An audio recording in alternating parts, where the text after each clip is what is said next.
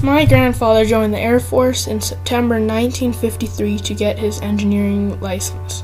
He joined as an aircraft engineer. He took all the trades in the Air Force, and some were technical, airframe, electric, and safety, and 2 basic courses, radar and basic electronics. When he was stationed in Calgary for 7 years, he flew as a co-pilot many times into the States and Mexico to calibrate the UHF radios, ultra-high frequency radio. He flew planes as an engineer but wasn't a pilot.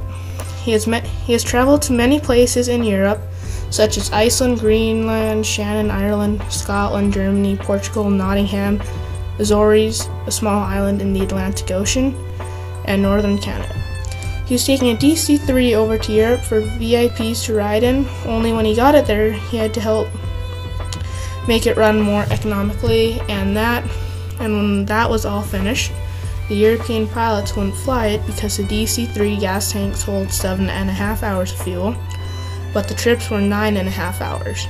My grandfather helped install extra fuel tanks so it could fly for longer hours, but the European pilots still wouldn't risk it. So my grandfather flew them even though he wasn't really supposed to. He also flew Mercy flights in northern Canada, Mercy flights meaning rescuing people.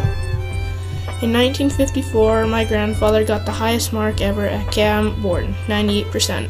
He flew CF-100 jets and crashed a C-45.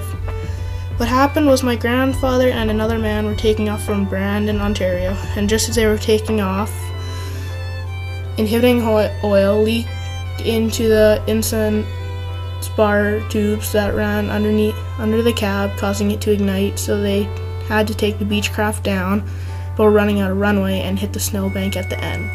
And that's how my grandfather crashed a plane. When he left the Air Force, he was as high as he could be, leading aircraftman.